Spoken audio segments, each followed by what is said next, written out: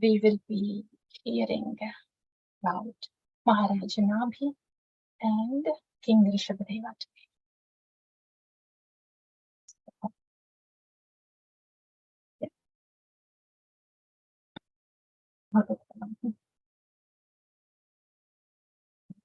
So far, so we have heard the overview of Bhagavatam, and then how Srimad Bhagavatam is Lord Krishna himself. Padma Purana, how it endorsed the fact that Srimad Bhagavatam is Lord Krishna himself. That we have heard. And the whole Bhagavatam in 1 hour summary of Bhagavatam. Yeah.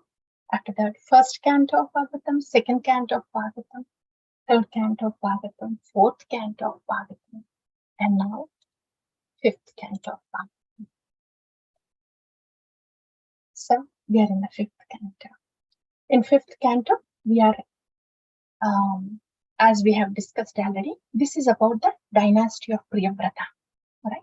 So we have heard about Maharaj Priyavrata last time and about his older son, Agnidra. And today we will be hearing about Agnidra's son, older son, Nabhi, and his older son, Rishabhdeva. So we will be hearing about these two personalities. So we'll enter into the Bhagavad Pravaha straight. About Nabhi.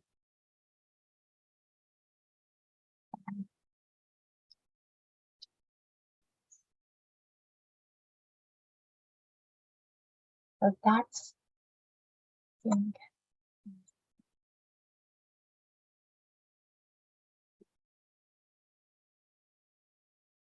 Yes, please. That's the Lord sitting on the Garuda. That's Maharaj Nabhi. Okay. So what we have heard from the last time was about Agnidra, right? Agnidra, how he had these sons. 1, 2, 3, 9 sons, right? Yeah. And he divided his Jambudvipa and gave 1 varsha, a tract of land, to each. And Nabhi, he happened to get that Bharata varsha. So this Nabhi, King Nabhi, he, as usual, by this time we have seen all these kings, since they need the, Rakumaras, the prince, to rule the kingdom, they would do these sacrifices, right? Tapasya, sacrifices like that. Nabhi, he was doing the sacrifice also. He was also doing the sacrifice. So that's how we are entering into today's katha. Started from Priyavrata to Agnidra and now to Nabhi. Okay. So what happened? So Nabhi, by the way, Nabhi married Meru Devi. She's the wife of Nabhi. And they did the tapas, they were doing the yajna. So what happened at the yajna? Here, the Brahmanas, the priests that were doing the yajna here, they were doing it for Maharaj Nabhi. And his desire, Nabhi's desire is to get a son that is as good as the Lord, Supreme Lord. That was his desire. So, and then they started doing the yajna. The priests, they are qualified and they started doing the yajna, and they're trying to invoke the presence and mercy of Lord Vishnu. Okay? And as they have performed the yajna and with all attention and following all the rules and the devotion. So they performed the yajna. What happened? Lord Vishnu, he appeared there, beautifully sitting on his Garuda Vahana, on Garuda. Again, when Lord Vishnu appears, everybody in the Brahmanda has to appear behind him. Brahma, Shiva, Gandharvas, Tapa, all the residents of Tapoloka, Janaloka, Maharloka, they're all there behind. But what is the rupa of the Lord? His Neelamegha Shyama, right? And his face is decorated with the sweet smile as usual, and his helmet decorated with very, the Vajra Vaiduryas, the diamonds and gems. And he has Makara Kundalas, the fish-shaped earrings. And beautiful Vaijayanti Mala was there, up to the knees of the Lord. And his Pitambaradharam, there's that golden dhoti. And his Chaturbhuja, 4 hands. So that's the darshan that Nabhi and rest of the priests that were doing the yajna, this is the darshan they had. How did they feel? They felt like, all the poor people, when they get lots of wealth at a time, how would they feel? So in the Bhagavatam it is described, Sukadeva Goswami is explaining to Parikshit Maharaj, he said, everybody that is present there, in the yajna there, all of them felt like poor people obtaining riches when they had the darshan of the Lord. So that was the feeling of everybody there. And this reminds us of, the 10 prachetas, when they were doing the tapasya, singing Rudra Gita for 10,000 years. How did they feel when the Lord entered into the water on the Garuda Vahana? How did they feel? Vidura was explaining to Maitreya was explaining to Vidura then, right? They felt like all the tiredness that they had for those thousands of years because of the tapasya they were doing, they felt like all the tiredness was gone. Just having the darshan of the Lord, beautiful darshan of the Lord. Same way here, they felt like they had so many riches all of a sudden, all these poor people.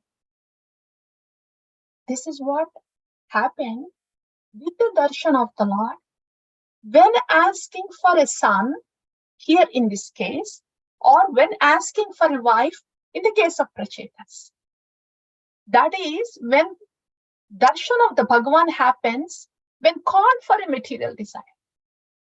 If they are feeling that huge relief and that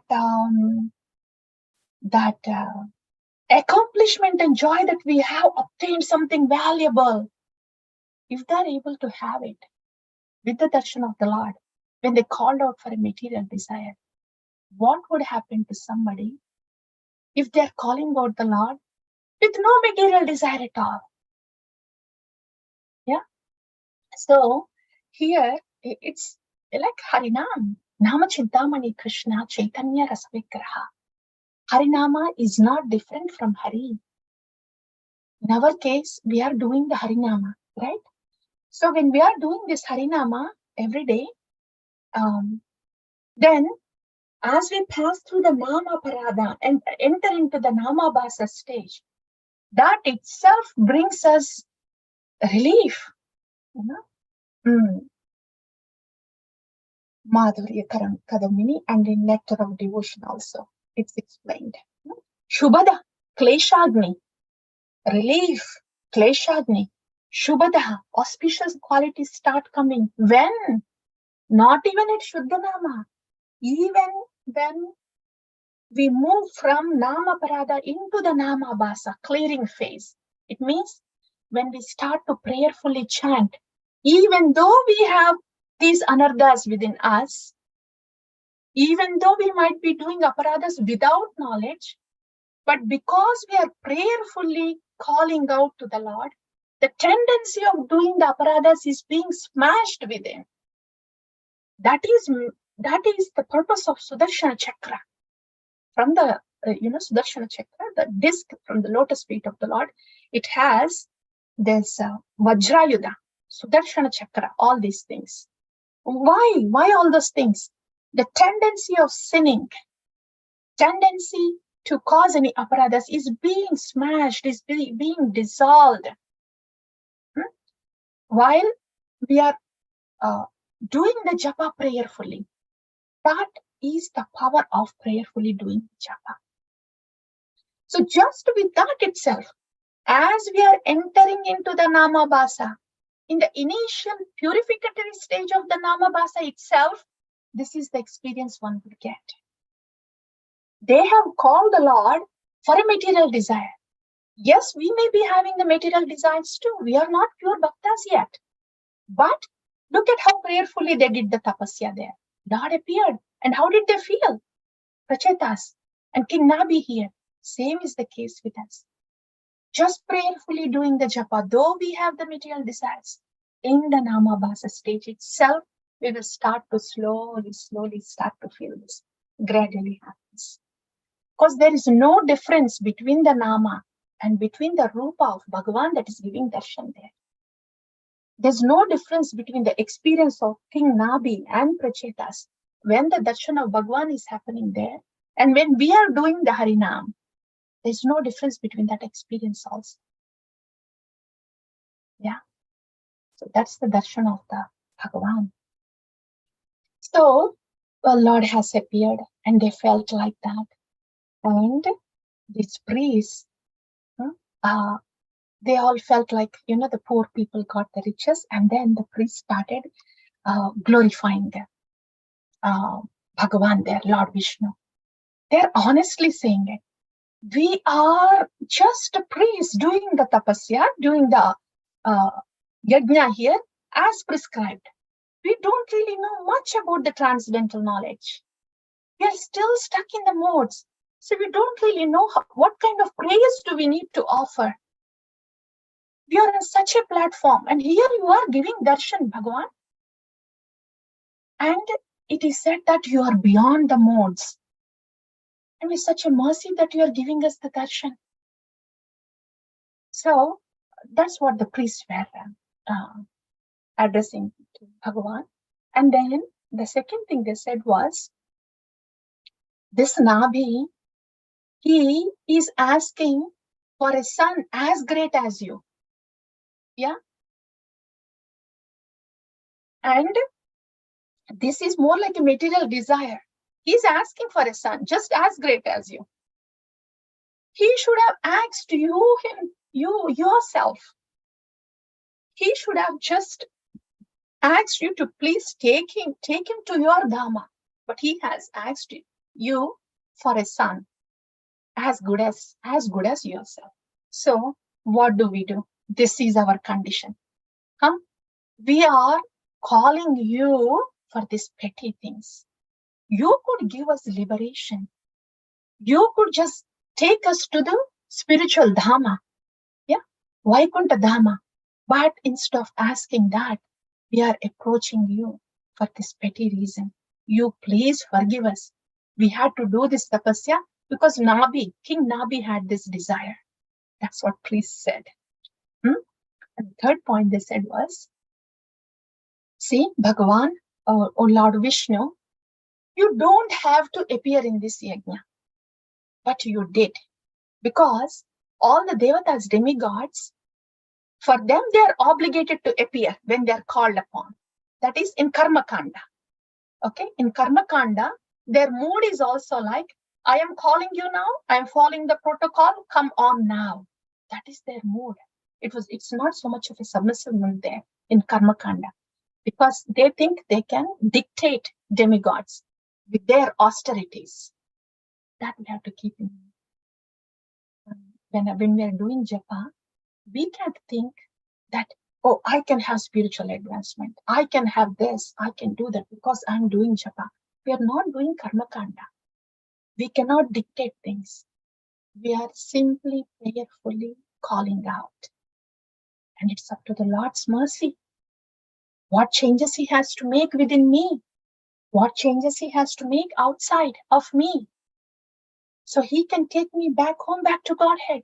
It's Lord's mercy. That's the great difference, huge difference between a devotee and a karma kandi.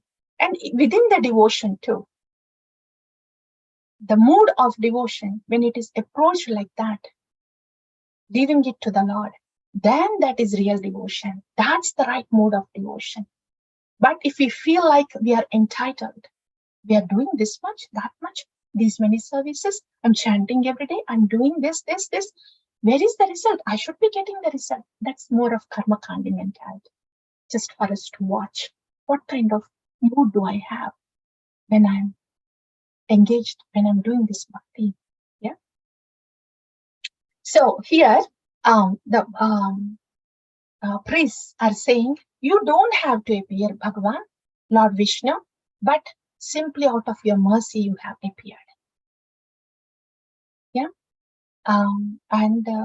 So we are very grateful to have your darshan. We are very grateful to have your darshan. And the fourth point they said is, oh Lord, look at what we are doing here.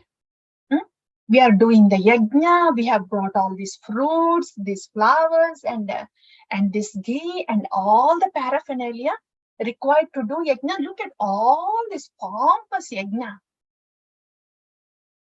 Not just because we are doing this pompous yajna, you have appeared.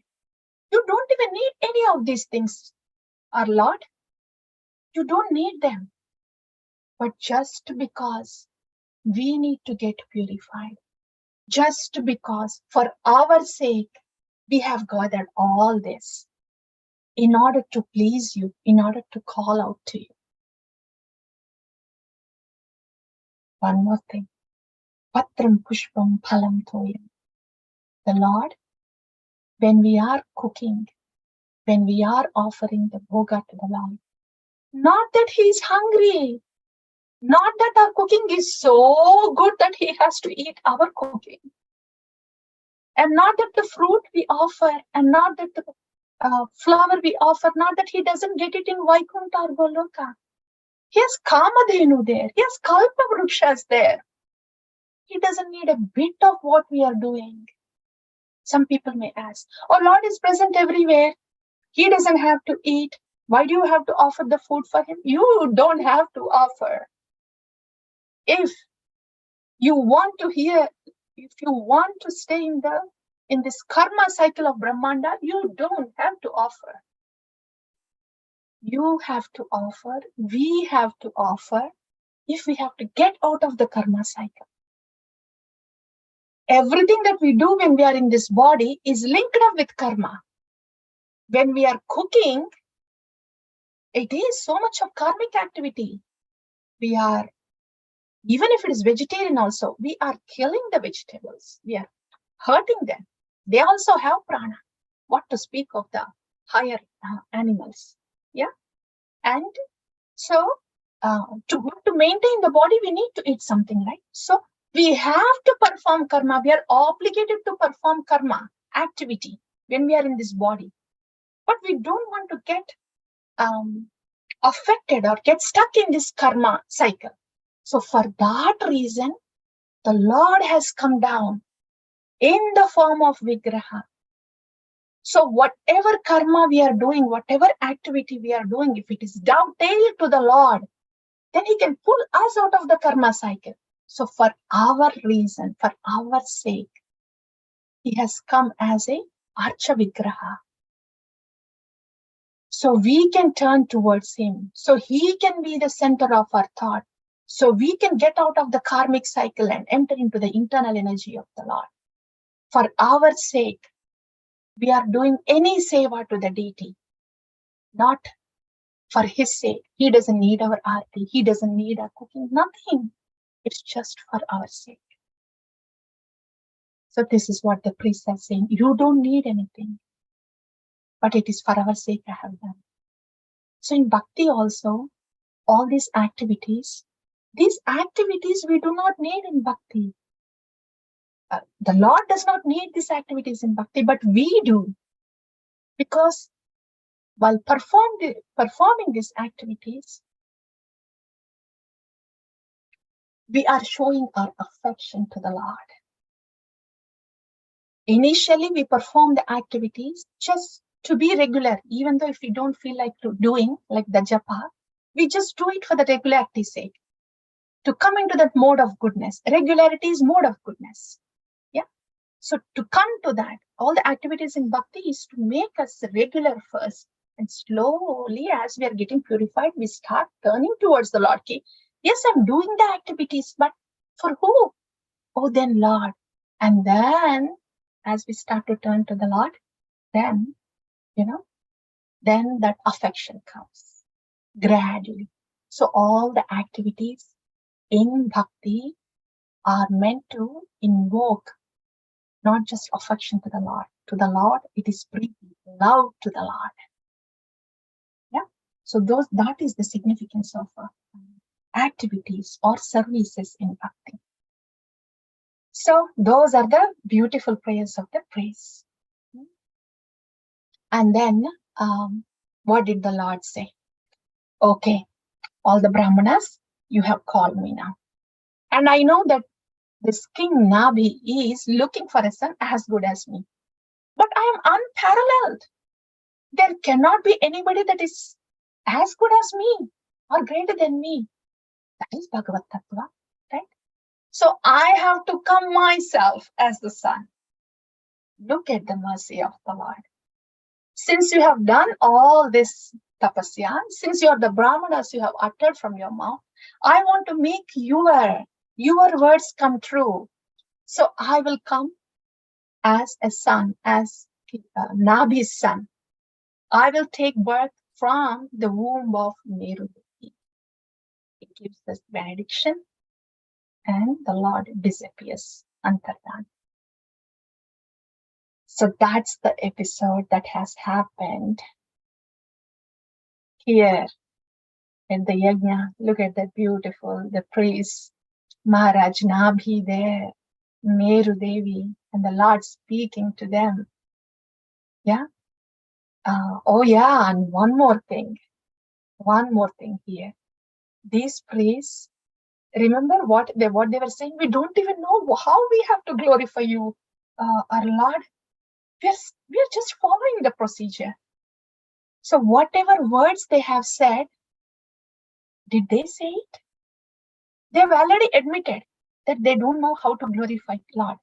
But they were still uttering the words. Where are they coming from? How are they saying it?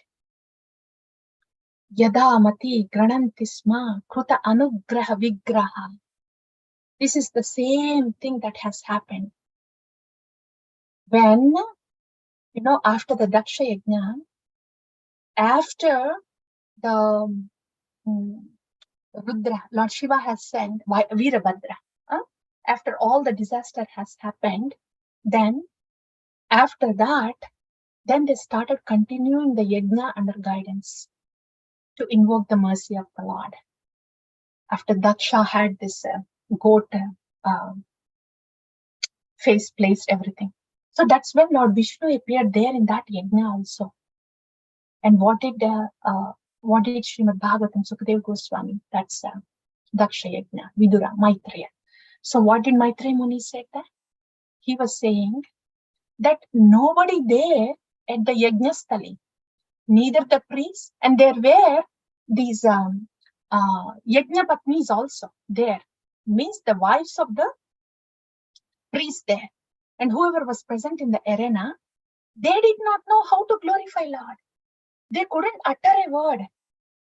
But also Brahma and Shiva, they offered their prayers, but the rest of them, they did not know how to what to utter. Then it was beautifully said. That is Yada Mater Granantisma Kruta Anugraha Vigraha. That is Yadyapi. Even Brahma or Lord Shiva, who all the demigods that were present there, even them and including everybody, the wives, everybody that is present on the arena, they are Yadamati Granantisma Kruta Anugraha Vigraha. They could utter the words Yadamati Granantisma. They could utter the words Yadamati. Whatever their mind could understand, whatever they could realize and feel, their mind, those words came out as glorification. How did they come out? Kruta Anugraha Vigraha. The Vigraha of the Lord was there. And the Anugraha of the Vigraha was there. Because of the Anugraha, mercy that is coming from the Vigraha of the Lord, Yadamati Granantisma has happened there. Same here. Dhruva Maharaj also, he could not utter a word when he had darshan of Lord Narayana. And looking at his embarrassment, the Lord has to touch his conch shell there on Dhruva. And then the Dhruva started, right? Mama antah pravishyam imavacham prasuttam. Yo antah pravishyam imavacham prasuttam. Mama vacham prasuttam. Sanjeevani akilata shakti tarasvadhamna. So, yo antah pravishyam mama vacham imam prasuttam. Sanjeevayati akila shakti tarasvadhamna. You have infused that internal energy into me, my Lord. And now I am being enlivened. This is what happens to us also in Bhakti. Whatever little bit of Bhakti that we are doing, even if it is a mechanical Bhakti, whatever we are doing on a daily basis, for years or whatever, it is not because of us. It is because of the mercy that is carrying us. Bhagavan's mercy that is carrying us in the Bhakti. Though we are doing a little bit of it, though it is not perfect, like these glorifications, they have said, we are not realized yet, but this is all we can say. Every bit of it that is happening to us in our Bhakti, every bit of it is just because of the mercy of the Lord. Kurta Anugraha Vigraha. That is there. So, God gave darshan, he gave this benediction, and he disappeared. Okay, and before we move on to the next session of Rishabhadev, let's just see how merciful the Lord is. We say, Hey Krishna, Karuna Sindhu, your ocean of mercy.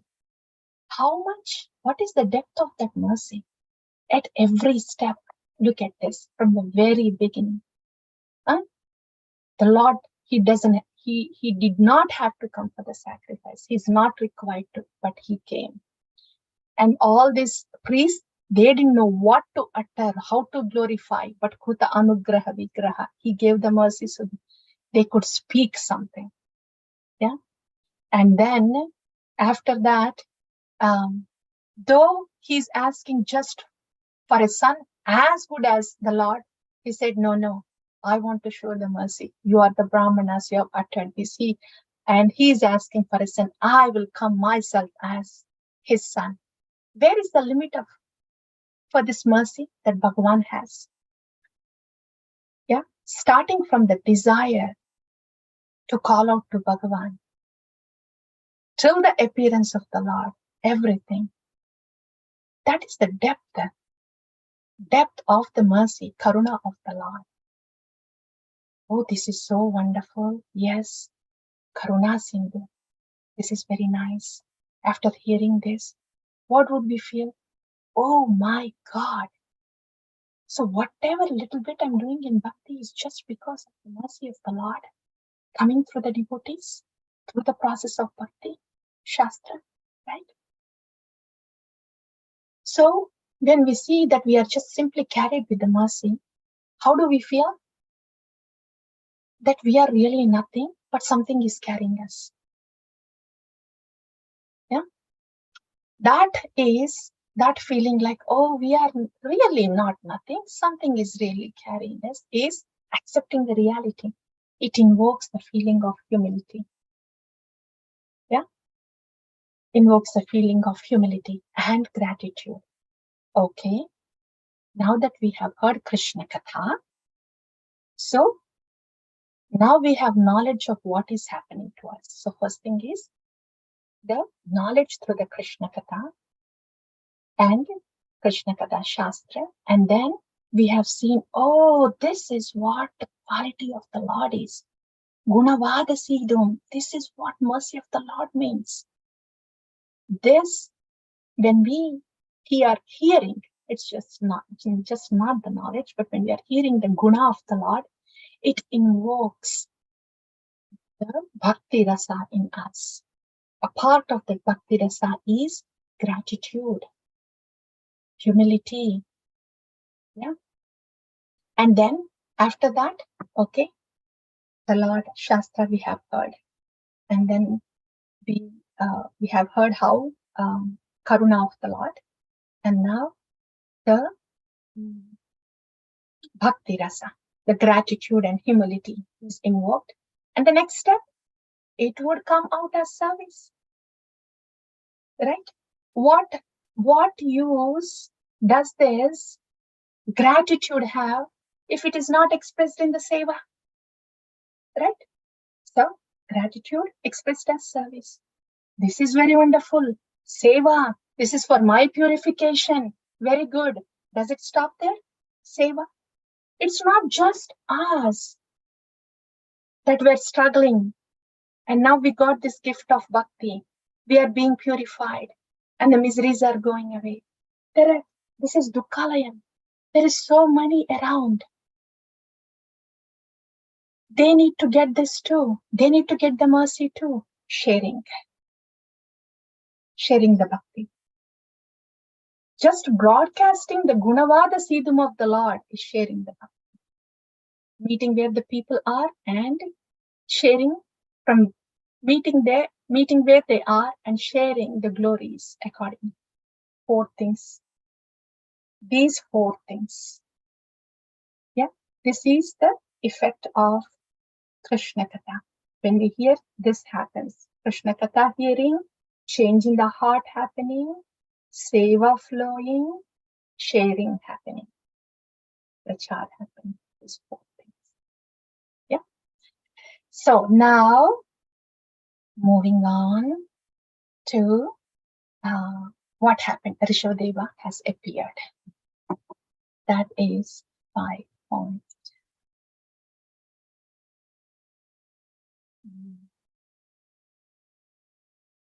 Yes, that's Rishabhadeva, King Rishabhadeva. This King Rishabhadeva. So he had all the symptoms of the Lord, even the physical markings. His feet had the concha and thunderbolt. Those signs were present because he's the plenary expansion of Lord Vishnu. So King Rishabhadeva, he was born and he grew up, and all these signs were there. So he was effulgent, and he was so powerful that when Indra, he became envious of King Rishabhadeva. He's not king yet, Rishabhadeva. So in Ajanaba, that Bharata Varsha was called as Ajanaba. That Varsha was called Ajanaba before it became Bharata Varsha. So there, Indra, he stopped giving rains. So Rishabhadeva was so powerful with his mystic potency, he gave the reins to the kingdom. And Indra again, he realized, yeah. And then he gifted Rishabhadeva with this beautiful lady, Jayanti. So Rishabhadeva married Jayanti Devi. And he was, his characteristics, not only the physical characteristics were effulgent, but he was materially detached, Rishabhadeva. Materially detached. And also he was affectionate to the citizens in the kingdom. Just by these qualities, the citizens, they wanted Rishabhadeva as king. Nabi was already present, but Rishabhadeva was so effulgent that the citizens wanted Rishabhadeva as the king, and Nabi was so happy to enthrone Rishabhadeva as the king. So King Nabi, he enthroned Rishabhadeva and as king, and of course Jayanti Devi is the queen. So King Rishabhadeva, now he's enthroned, right? Here it is stated, Nabi, King Nabi, as he was raising his son Rishabhadeva, as he was growing up, and then in the youth and enthroning Rishabhadeva, during all these years, King Nabi naturally started having so much attachment and affection to Rishabhadeva. What happens?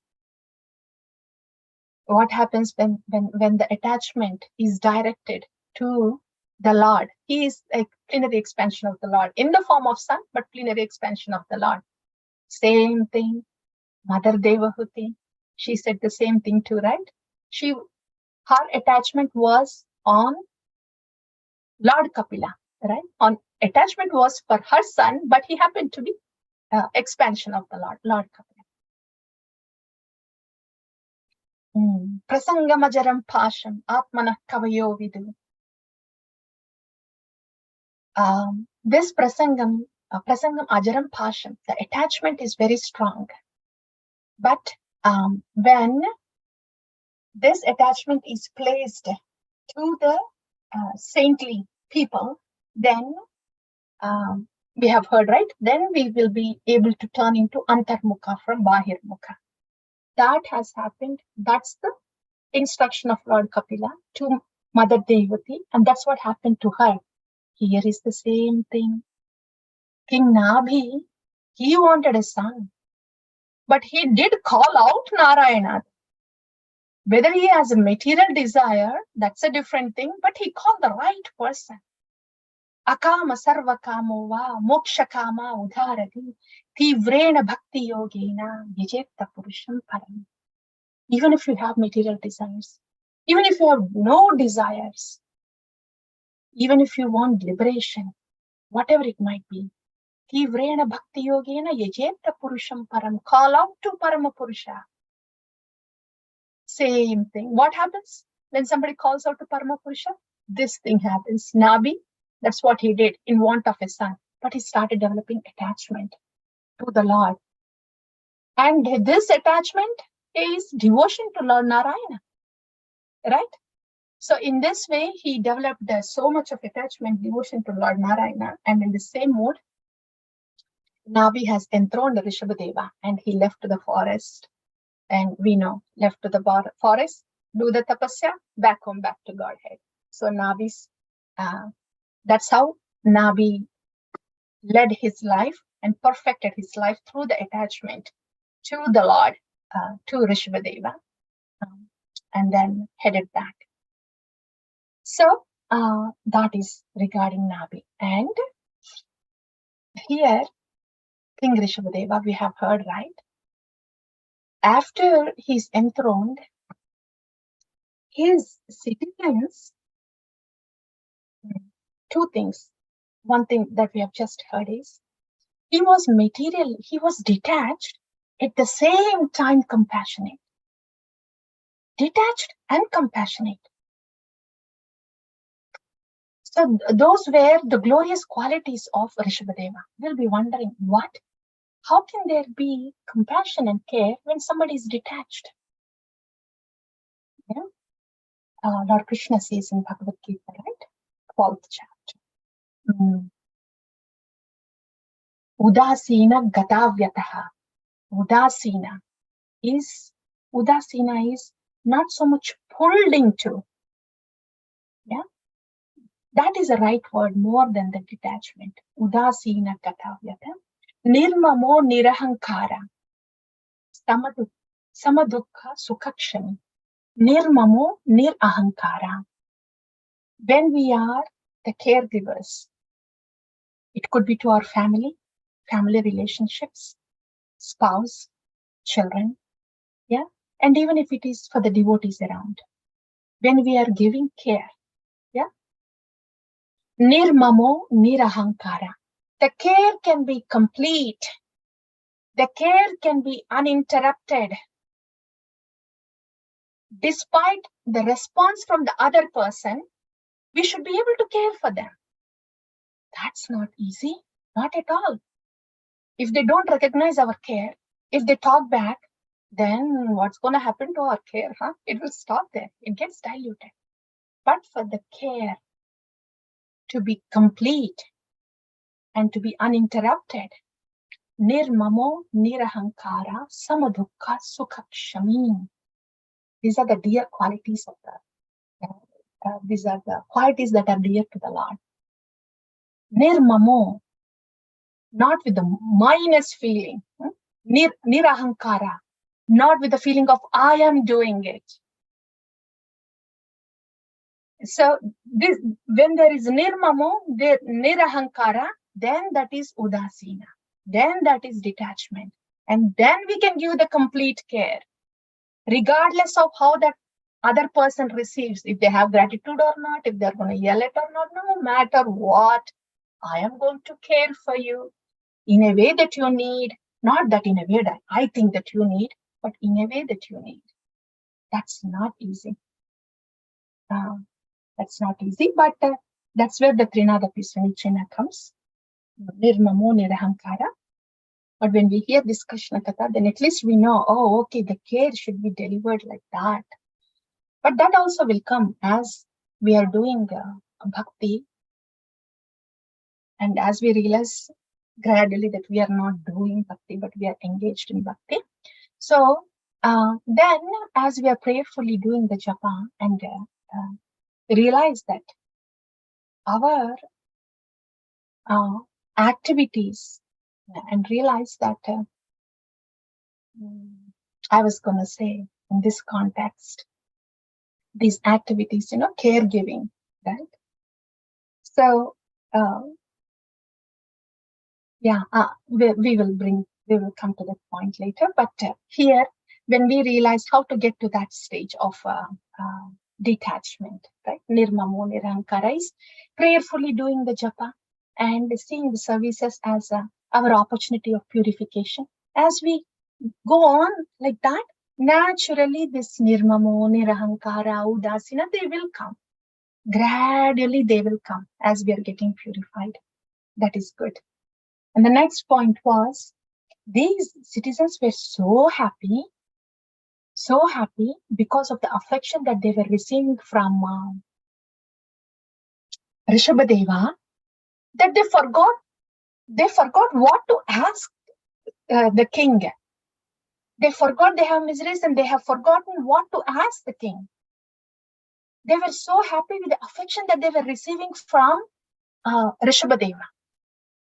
So Rishabhadeva was showing all his affection to the citizens through his activities. So he's making sure all the citizens are peaceful and they need what they need to have, and they're following this Varnashma Dharma, everything. So he's doing his ruling. He is acting. He's doing the activities of ruling. So these activities were used to convey his affection for the citizens. That has touched the citizens. That is why they didn't have anything to ask. They were just happy, like Ramarajya, right?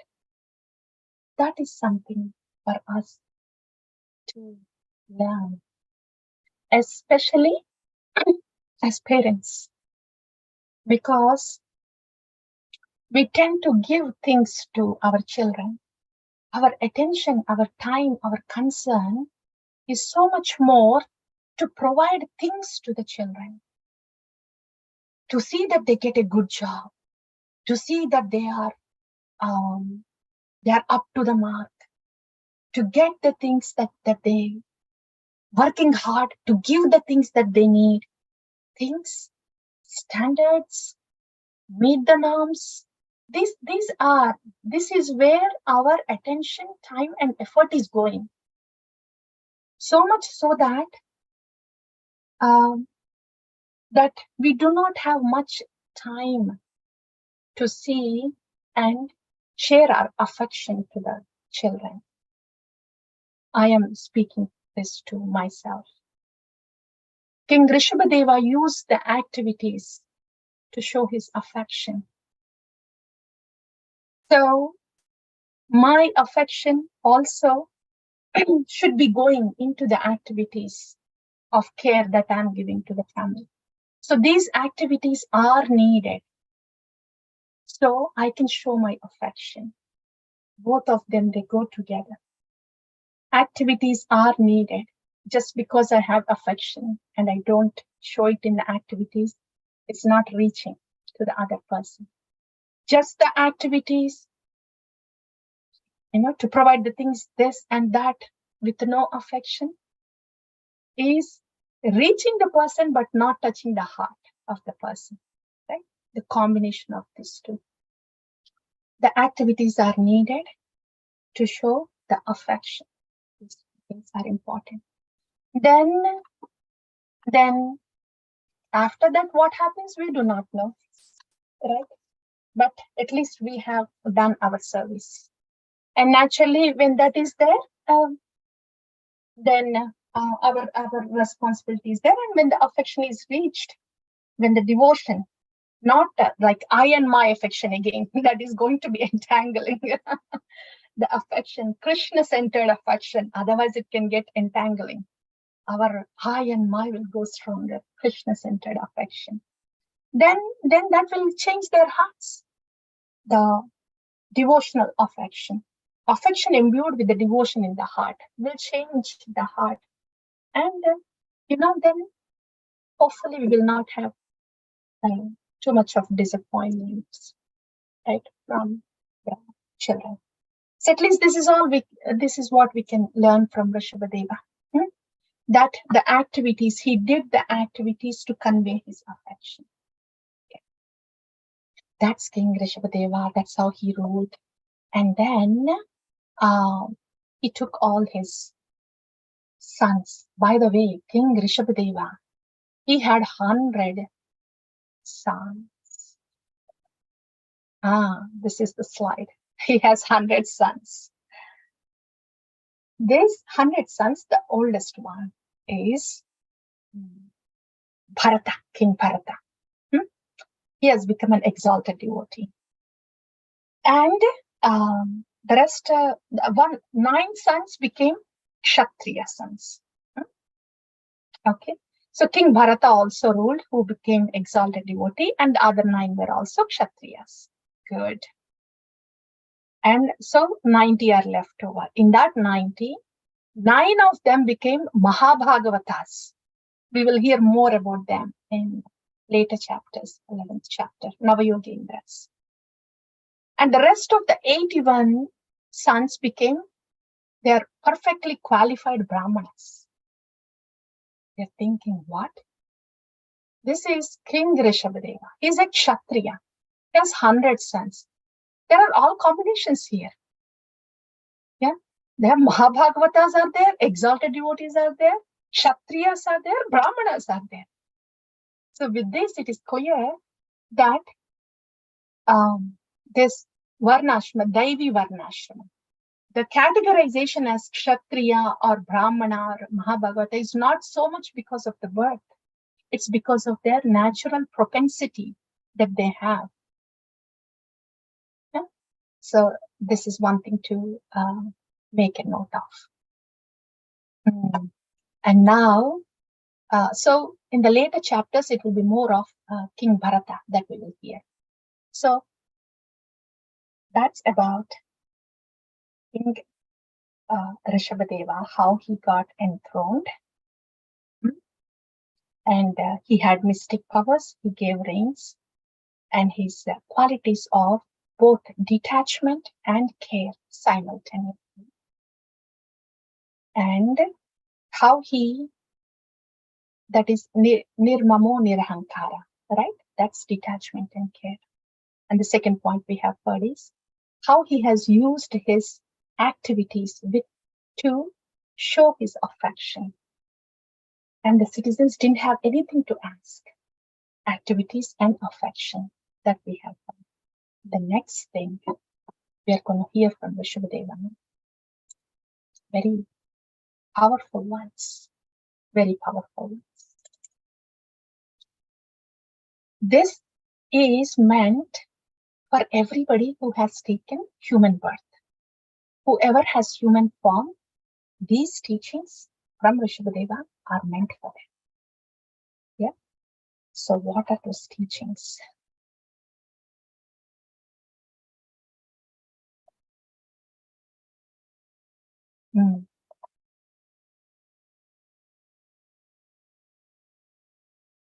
We will go ahead with the teachings.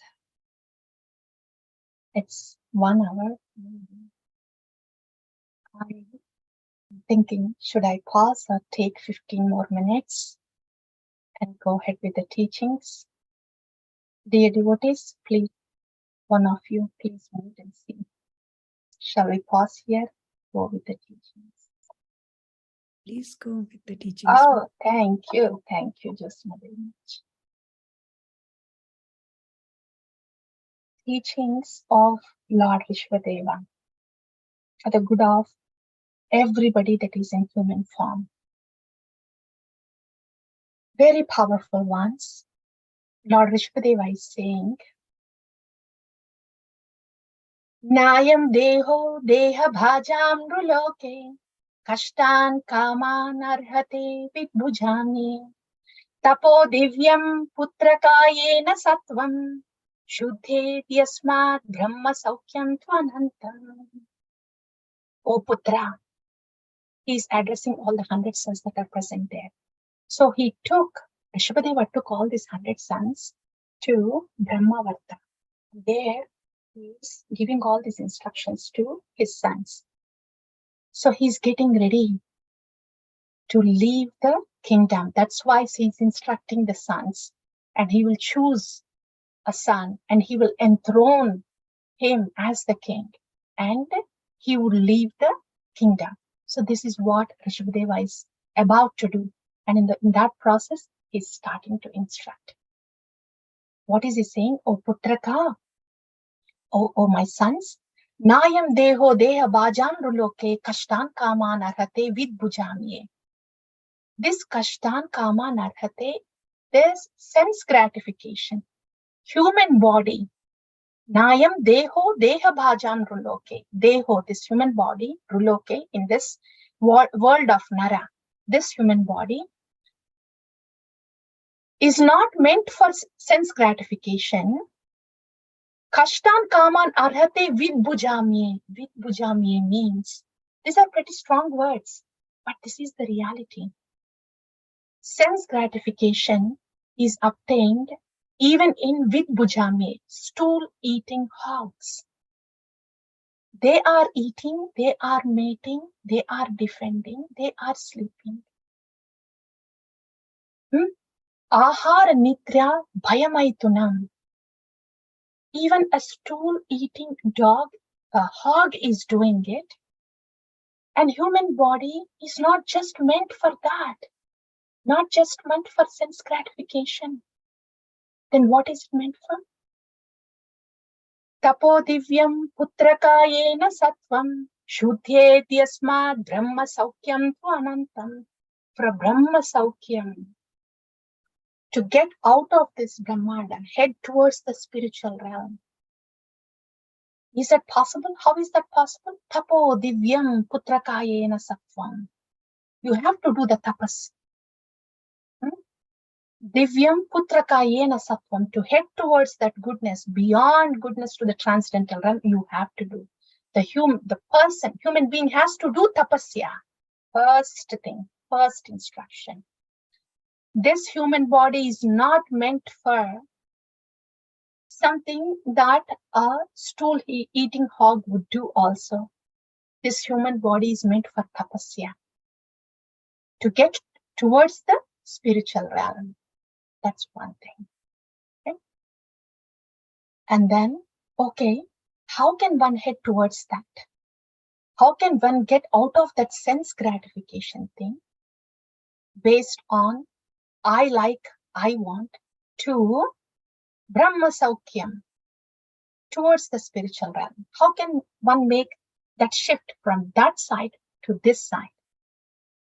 Mahatsevam dvaramahur vimukte stamodvaram yoshitam sangi sangam mahantaste samachittaha prashantaha vimanvaya suhrado sadhavo ye. Mahatsevam. Okay. Whenever this Mahajana speaks, this has to come out. Dhruva, Prithu, Narada Muni when he's speaking, Rudra Gita.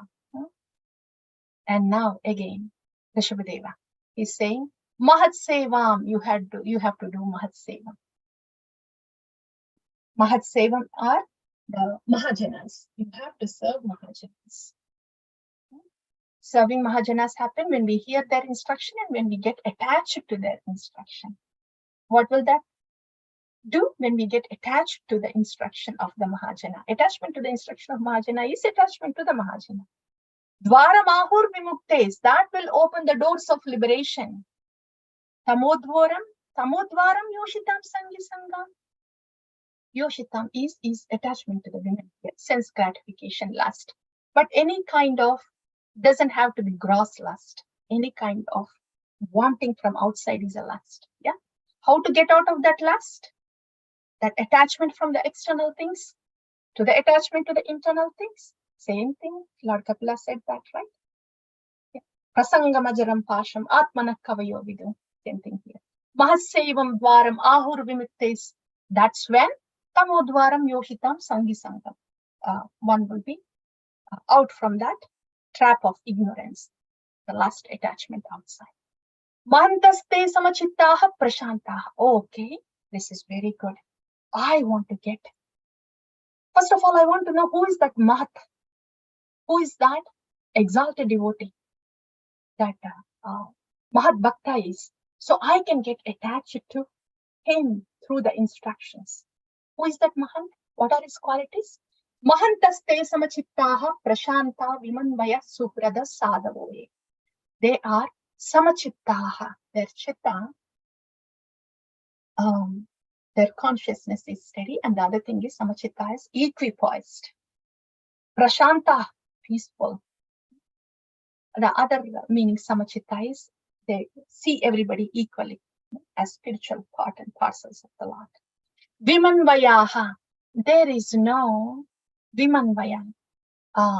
There's envy, anger, envy, all those things, right? Kama, Krodha, Lobha, Moha, Mada, Matsarya. Vimanvaya.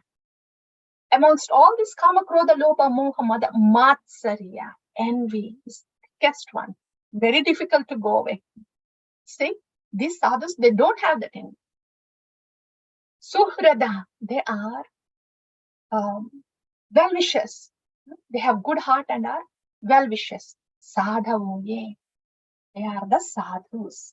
And we know the definition of sadhu from Srila Bhaktivinoda Thakur, Sharanagata Bhakta, sadhu. So this is how you know one is a Mahat, a sadhu. To that Mahat, you get attached through the instructions that are given by the Mahat. That is how you do the tapasya. So attachment to the instruction of the Mahat itself is a tapasya. That will turn from sense gratification to Brahma Saukyam. He said that. And the next one, he says, Nunam pramattah kurute vikarma yadindriya priti apnoti na sadhu manye yatatmanoyam asannapi kleshadashate. Here, Rishabhdeva is saying, if one's life goal is sense gratification, Indriya Priti means sense gratification.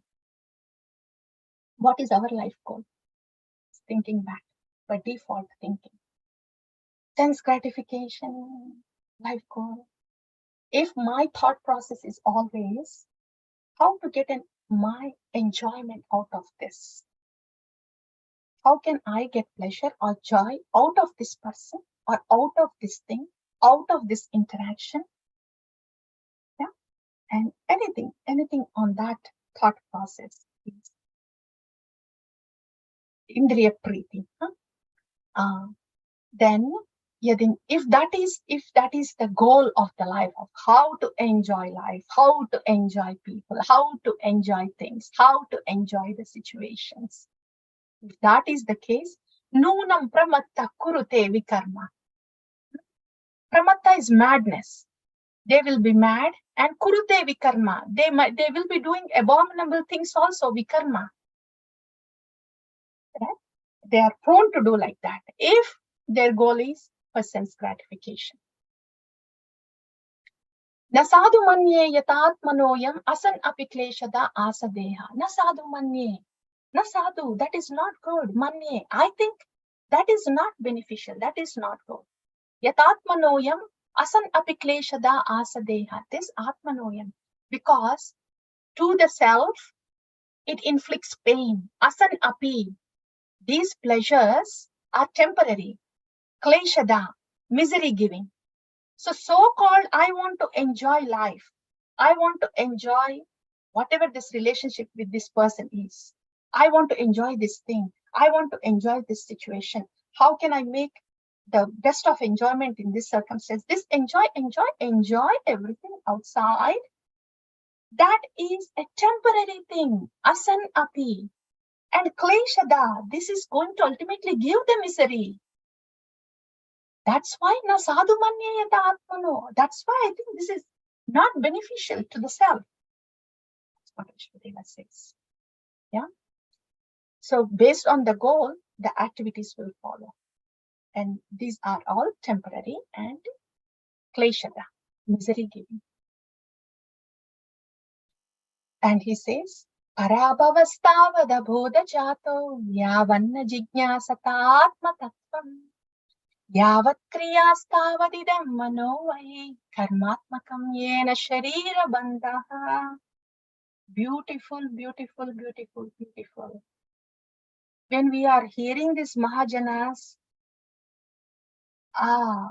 waking us up with all the words that they need to use. With bujanye, they are using these words to wake us up.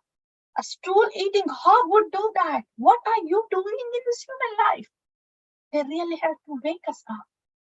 And here, Rishabhdeva is still saying, oh, alas, alas, your human body. This is not meant for sense gratification. This is what you need to do, Brahma Saukyam. And the same mood is continuing. Rishabhdeva is saying, Parabhavasthavada bodha jato yavanna jijnasata atma tattvam. If yavanna, if there is no jijnasata, curiosity, atma tattvam, to know who I am, parabhavastavat abodha jatam, there will be parabhava, great defeat and embarrassment. Tavat abodha jatam, they enter into the ignorance. And this is not what's supposed to happen in human life. There has to be jijnasa, curiosity of atma tattvam. Who am I? Yavat kriyastavad idam manovai karmatmakam yena sharira bandhaha.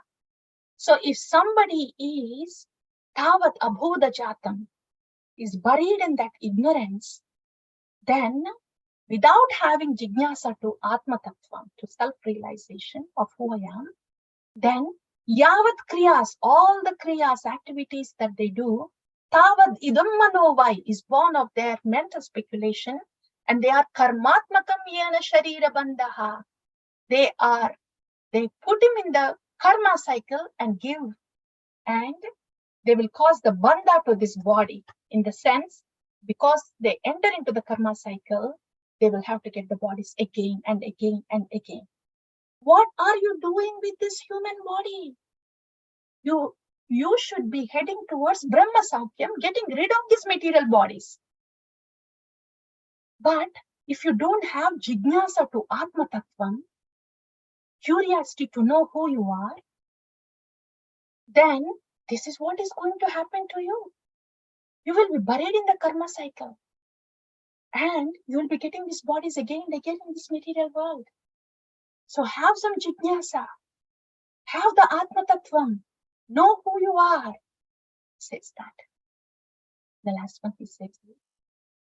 Pumsa striya mituni bhavametam tayormito hridaya gandhi mahu. Ato griha kshetra sutapa vittai janasya moham aham mameti. This is a deep sloka. But just to give the essence of it is how a person is automatically entangled in the sense gratification, especially with the opposite gender. And then getting together, getting the family together, getting together, getting married and having the children. That's it. Pumsa striya mitani bhavametam. Attraction to the opposite gender and entering into the family life. And on that same mood of lust, they are giving birth to the children. What would happen? We have heard from the story of Agnitra, right? Yeah, Agnitra, Priyavrata's older son. So this is not how it is supposed to happen. Then one would remain in this great entanglement of aham mameti. Vishwadeva is going on and on. No, human body is not meant for this, not meant for this. You have to go towards Brahma Saukyam. You have to do Mahasevanam. And now he's saying, okay, I've told you, right? You have go towards Brahma Saukyam. You need to do Mahaseva. And I told you who is that Mahat is. Yeah, who is that Mahat? He said that here. Mahantaste samachittaha prashanta vimanvaya suhrado sadhavoye. Now he's saying, okay, I am the Lord. Rishpadeva is actually saying this. I am the Lord. And I am endorsing now that Mahat is this Bharata. I am your father, I am your guru, king, and I'm the Lord, and I'm endorsing this Bharata now. He's going to be your guru. He says that. Yeah. Before that, he says this beautiful thing also. Rishpadeva. After saying, this human body is not meant for this sense gratification. You have to go to Brahma Saukyam. He said all this, right? And the next thing is like, okay, he also mentioned you have to do Mahaseva. But before that, he's saying, okay, no sense gratification, because even the hogs do that. Go towards Brahma Saukyam. Go towards Brahma Saukyam. Not just you going towards Brahma Saukyam. You have a human body. So, Guru na sasyat, swajano na sasyat, pita na sasyat, janani na sasyat, daivam na tasyat, napatischa sasyam, namo chayetya samupeta mrutyum. You just don't think that you have to head towards the Brahma Saukyam. You have a human body, right? And you cannot become a guru. You cannot become a pita, father. You cannot become a janani, mother. You cannot become a demigod. You cannot become a husband. Namo chayatya samupetya mrutyam. If you cannot deliver whoever is you are taking care of from the cycle of birth and death. That means he's saying you have to qualify yourself first and then take the responsibility of others to get out of this samupetya mrutyam, this cycle of birth and death. King Rishabhadeva. Okay, got it. I have to qualify myself first because I'm in this human body. That's why this is relevant to everybody who has a human form. Not the sense gratification, but Brahma Saukyam to Anantam. So for that, now that you have human body, you cannot become a mother or father or guru or the husband or anything unless you learn And then not only you learn the tapasya, but you have to deliver the one you are taking care of. For that, you have to mahat sevayam, varamahur vimektis. That you have to do. So who is that mahat? Bharata is the mahat. He has endorsed that now. So he endorses Bharata Maharaj, and he gives these instructions he says, you have to please me. You have to please Bhagavan. As a father and Bhagavan, you have to please me. But you will be able to please me only when you please Bharata. I am endorsing Bharata. Very important point. Right, dear devotees? Pleasing Bhagavad Tattva happens when we please the Guru Tattva. Because Bhagavan has endorsed that Guru Tattva. When Bhagavad Tattva has to reach to Jiva Tattva, it comes as Guru Tattva. That's why Krishna Kripa Shri Murti. Like that. Yeah. Pleasing Guru's instruction. The instruction they give is for our own good. Yeah. Instruction of how to do the Harima, instruction of how to do the Seva, instruction of how to do the Bhakti is for our own good. And if we are able to embrace those, then they are already pleased. So we are pleasing them for our own benefit. The instructions are for our benefit. And then the Lord is pleased. Like that, Rishabhadeva. And he endorses King Bharata as the emperor, and he goes to the Vana, the forest. He wanders throughout the world as Avaduta. Avaduta means those who does not care for social custom, norms. In this case, Rishabhadeva, he was a Digambara. He was naked too, beyond the norms of the social form, because he was not on a bodily platform, Avaduta. Yeah. So in that way, he was just wandering. And the thing about this enlightened person says, Rishabhadeva, he was an Avaduta, wandering in the country, naked, but his stool, his urine, his sweat, everything was aromatic, fragrant. Just this itself says that he's not an ordinary human being, right? And so when he was wandering like this, and he went to, he wandered throughout the world. He also had actually Ashtasiddhis, mystic powers, but he did not display any of those Ashtasiddhis. And he did not really care for what he has to eat or how he has to maintain this body. He was beyond that platform. And he had Ashtasiddhis, but he did not display. This is one thing that we want to remember also. He didn't display the Ashtasiddhis. He had mystic powers. And here in Bhakti, we also are instructed. Gopyam. Gopyam is to keep your japa gopyam, your guru gopyam, bhakti gopyam, right? So hiding your devotion, hiding your japa, hiding your guru, what that means is, in just shortly is, keep your devotion gopya, keep it within. That because the mind can trick us into the external things if they are displayed. Same with the siddhas also. When they do this Ashtanga yoga, they get these siddhis. The mind tricks them. Anima, niyama,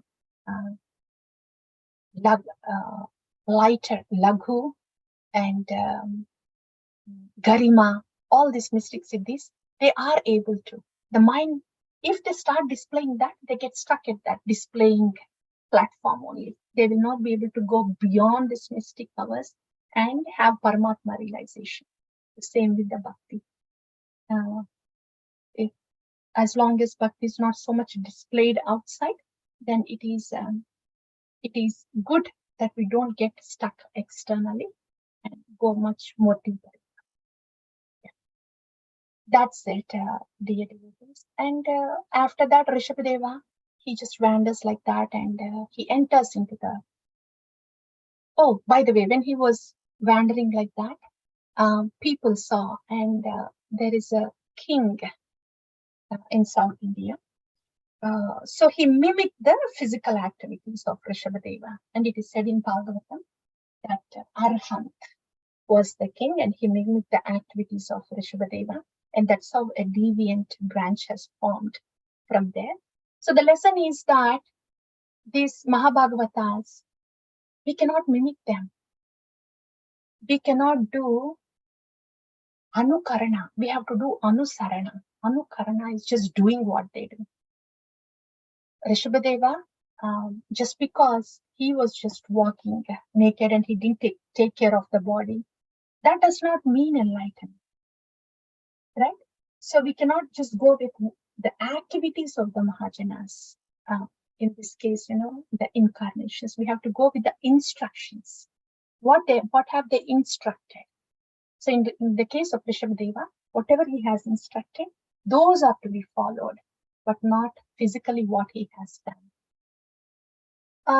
Little relevance for us in bhakti is, we can say one thing from Shastra is Kring Rishabhadeva, right? Only Anusarana. Do what is instructed. And how about the other incarnations? Lord Krishna, Leela Purushottama. He has come down to perform the Leelas. We are not in a position to perform Leelas. We are only performing karmas, jivas. So we are not going to do what he has done beyond us. We are only going to do what he has said, instructed in Bhagavad Gita. That is Leela Purushottama. Then Lord Ram came. Maryada Purushottama. His purpose of incarnation is, this is Naralila, to show us how to be a Maryada Purusha. So this, here it is to show us, like Lord Chaitanya, Prema Purushottama, right? These incarnations, Maryada Purushottama and Prema Purushottama. The purpose of these two incarnations is to follow in the footsteps, do what they have done. In Chaitanya Charitamrita, what did Lord Chaitanya do? Yeah, that's all. Harinama, Vaishnava, Seva, right? And Maryada Purushottama, how he has ruled his kingdom, how he has treated his family. So these incarnations are to do what they have done. That's the purpose of their incarnations. But for Lord Krishna, he's a Leela Purushottama. This is just do what he has said. Rishabhadeva also, do what he has said, not what he has done. Because not everybody's stool, urine, and sweat is like so fragrant as Rishabhadeva. That itself is a demarcation there. Oh, so I am not doing what he is doing. I just have to follow what he's saying. And for our regular things also, Anukarana and Anusarana. This is the last point. Anukarana and Anusarana for us. Generally, we see the devotees, right? When we see the advanced devotees, then advanced devotees, they have, their realizations are deep and are very natural of them, right? So, and if I am at my stage, and if I try to mimic that devotee, then it is like bypassing thing. I am not there yet internally. So it is like walking in their footsteps, but too close that we don't want to stamp on the toes like that. So whatever our realizations are, based on that realizations, if we go ahead one step after, one step at a time, then that is more natural and more safer. Yeah, instead of comparing and trying to mimic and do the anukarana of somebody who's more advanced than us. It is inspiring to see that they are really advanced. That is very good. But we have to see what is naturally coming out of us and then take it from there. And gradually we will be taken. Yeah, that is something to just keep in mind. Otherwise, there can be a conflict when we are trying to mimic an advanced devotee, do the anukarana. There can be a conflict because our realization is not there yet, and we are struggling to do. This is more like a copy-paste thing to do what they are doing. We are not there yet, right? So in order to not have that kind of inconvenience to us, then it is just better to be to move on one step at a time from where we are. Yeah? So that will be good for us. That will be safe for us. That's it, dear devotees. That's all. That is about King Vishwadeva. And after this, we will be hearing about Maharaj Bharat. Thank you all so very much. And to quickly summarize, we have already summarized it from Nabhi, Maharaj Nabhi. We have heard about how merciful the Lord can be. What is that Karuna Sindhu means? And when we hear that first thing about the gunas of the Lord, then a guna aswadana happens. Then next, this guna siddha invokes the bhakti rasa, the humility and gratitude, right? And this will inspire the seva. Yeah? The humility and gratitude should be expressed as seva, will be expressed as seva. We look forward to express that. Then this seva is for our own purification, not that we are doing a favor to Bhagavan or to Guru or even to the devotees too. Seva is for our own purification.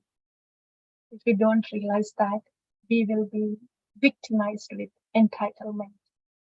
I'm doing this seva, I'm doing that seva. No, seva is for our own purification. And then sharing, prachar. We are being taken out of this karma cycle and slowly put into the bhakti cycle. We are getting, our miseries are being taken away. Others also, it would be nice if they can hear about Krishna, bhakti, then they also will come out of it, sharing. These things we have heard from Maharaj Nabhi.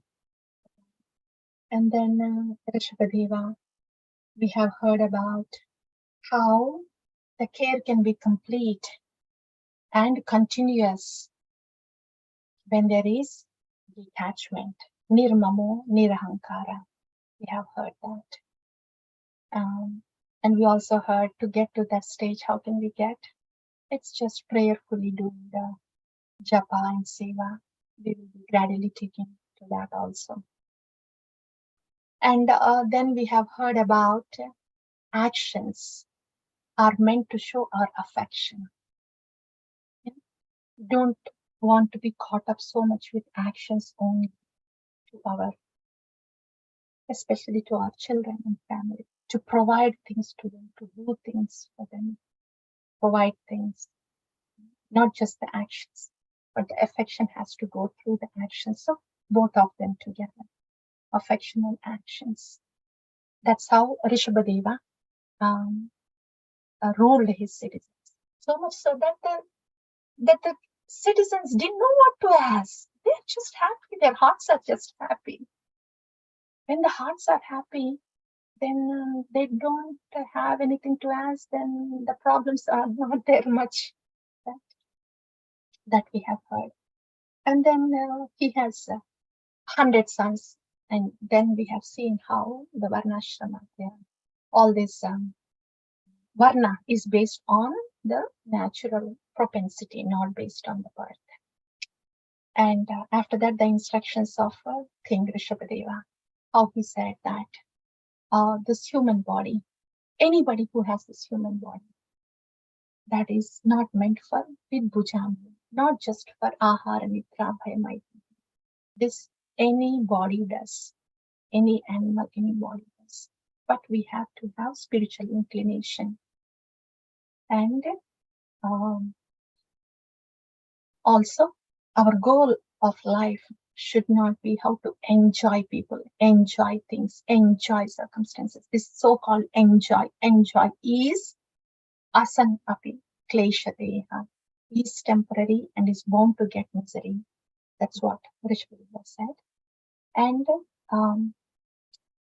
it is an utter failure to this human body if yavanna jijnasata atmatattvam, if there is no curiosity to know who I am. Mamaivamse jivaloki. Oh, I am the Amsa of the Lord. If we do not know this and act on that platform, take up the process of bhakti, then parabhavas, it's a great defeat for this human life. That's what he says. And now that you have this human body, you have to first know that how to get Brahma Saukyam. And then you have an obligation to deliver the dependent on you. Otherwise, you don't take any dependence. You should not be a mother. You should not be a father. You should not be a guru. You should not be a demigod. If you have no capability of relieving them from the cycle of birth and death, you should not be. You should not be that. It means it's a responsibility for all human beings to know how to get out of this cycle of birth and death, to take up this process of bhakti. It means one has to practice bhakti first to get out of this karma cycle and see that the dependents also get out of this karma cycle that we have heard. And then for the whole thing to happen, to get out of the karma cycle, Mahat Sevam Varamaha. You have to do the seva of Mahat, and we have heard the qualities of what Mahat is. And then he endorses Bharata as his representative, and he says, if you please Bharata, that's how you please me. And after that, he wanders throughout the world, and there we have heard that we have to do anusaranam, but not anukaranam. It means follow the instructions, but don't do what they do, especially when their activities are not normal. Like Leelas of the Lord Krishna are not normal because they are Leelas. And activities of Rishabhadeva walking naked here, he's a Mahajana, he's an Avaduta, that's not normal. So, not normal activities, supranormal activities should not be mimicked, but their instructions have to be followed, that we have heard. And Ashtasiddhis, he did not display Ashtasiddhi, how to keep your bhakti gopiam, that we have heard. That way we don't get entangled outside and stay within the bhakti.